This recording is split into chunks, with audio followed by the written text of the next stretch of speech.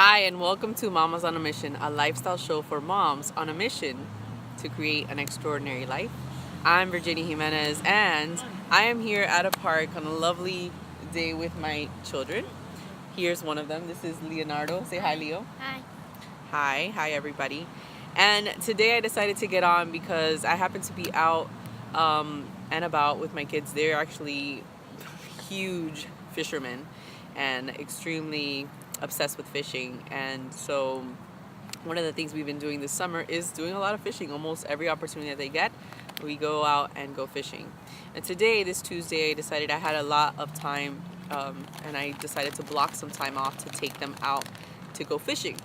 And I encountered a situation throughout the morning. It was a lot of frustration that I was feeling because of wanting to accomplish some things that, for my business, which I did get some of it done. Yet this desire that obviously I want to, honor my word to my children. And I told them that I would take them fishing today, that we'd have some quality time. So I'm taking the time now to share this experience because there's definitely a huge lesson in what took place, and I thought, why not share it? Because I feel like there might be other moms out there that have this similar frustration. You're an entrepreneur, you are pursuing, having living an extraordinary life by harmonizing the different aspects of your life, such as raising children, such as building a business, such as having relationships, so, all these different elements that go into it so that you are feeling happier. Let me just show you around before I go into what I discovered and what question we might want to ask ourselves as we are trying to find that balance. Let me just show you the scenery. I'm going to flip the screen so you can see what it looks like. Let's see. So here's my view. I get to see my son to the right in the white t-shirt and his friend to the left. And we actually have another person out here that we got to meet who's fishing. And we also have a little guest right here. I mean, literally. Here's my blanket, and there he is. Oh, look, and he's making his way closer. You need to stay back. So don't feed him anymore, okay? All right, so obviously the wildlife is very friendly, and I'm going to have to, tell him to go. Hold on a second. Go that way. Go. Don't get too close to me. All right, not that I don't like him. I just don't want him to crawl all on top of us right now. We don't need that. So anyways, how do we create this? How do we create this extraordinary life by having, how do we raise our children and have a business? How do we do this? And I think there's a huge distinction that needs to be kept in mind, which is the distinction of having expectations versus having agreements. And it's something that I learned from my coach. It's something that was passed down from Steve Chandler, who is a great master coach. If you haven't seen his stuff, you should check it out. He has a really cool YouTube channel. I can put the links in the show below, in the notes below. Later on. In the description, yes, I'll put it in the description. Thank you. It's my sidekick here. He's helping me out. So this distinction is super important because today what I realized is that I needed to have more solid agreements with my children as far as what the time looks like. They don't know. They can't measure time. They're not looking at the time. I'm looking at the time, and so I needed to communicate that better and have more solid agreements as to what they could expect to take place. Because in their minds, they had all these expectations. It's not like there was a solid agreement of, hey, at 1 p.m. today, we're going to go fishing. So what happened was that they just knew we're going to go fishing, and they were just constantly, for the first half of the day, oh my God, I'm sorry. Can you tell him to go? Help me out with that, please. Oh my God, he just whipped his tail this way, almost hit me. Go.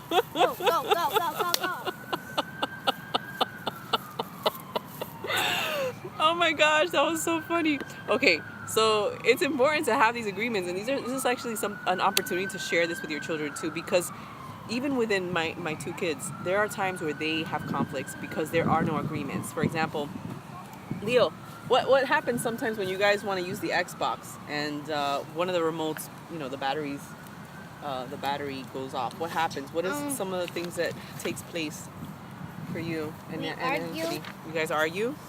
Yeah. What else happens? We get in a fight. They get in fights.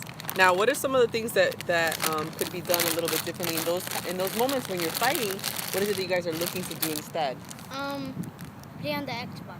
Oh yeah, ultimately you want to play on the Xbox. So then, what do you guys need in order to play on the Xbox if you only have one remote to play with? More batteries. More batteries? Yes. This is true. We need more batteries. What else would you need? What can you and Anthony do together to see if Take to make it turns. work?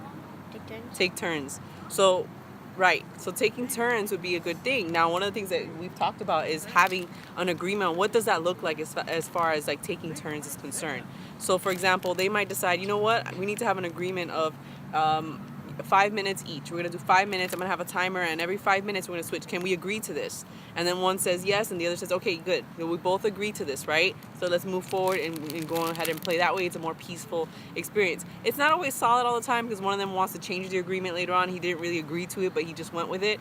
But it is a good opportunity to teach your children to have more agreements, to really have that communication in place where they can say, hey, this is what we agreed on. You agree on this? Yes? Okay, and listening to it and not just having expectations. Like I did today. I communicated, hey, we're going to go fishing, but I'm going to work just, a couple hours in the beginning.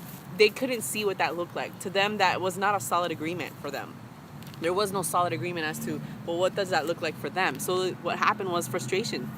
They were coming at me like, come on, let's go. And I'm like, wait. I said we would go later. And so that's what I want to talk about. So I wanted to bring that up because I think that self-inquiry is extremely helpful. And if I could leave you with one thing, it would be to ask a question to yourself in moments that you're frustrated, in moments where you're feeling like, how am I going to be able to balance all these things? What agreement do you need to come up with to make it work? What agreements would you need to create in order to make whatever it is that you're working on work for you? And when I mean agreements, do you need to do a self-agreement? Do you need to talk to people? Do you need to include other people in your agreement, whatever that is? And I know it sounds so like, almost like an attorney speaking, like agreements, like contractual. But you know what? It is. It's like getting black and white and not having this ambiguity, this field of expectations of where it's not solid, where there is space for anxiety to come up. And that's really what we want to reduce, is that opportunity to have anxiety, the opportunity to not have psychological comfort as we're working toward and creating what we want. So ask yourself, what agreements do you need to come up for yourself? Is there any that you need for yourself? Or what agreements do you need to come up with somebody else in order for you to create what you're pursuing right now in your business, in your life, in your relationships, whatever it is, in your home with your children? So I leave you with that, and I want to thank you for joining me today. If you haven't subscribed to the channel, be sure to do so you don't miss one of these impromptu opportunities. And then I also have a Mindful Monday moment, which is a breathing and visualization exercises to help us, stay in tune and calm and start the week off infused with a beautiful mindset. So check that out, and I will check you out on the next one. Feel free to leave any comments below. Subscribe again to the channel. And remember that in life, your circumstances don't define you. What defines you are your actions, decisions, and mindset. Until next time. Later.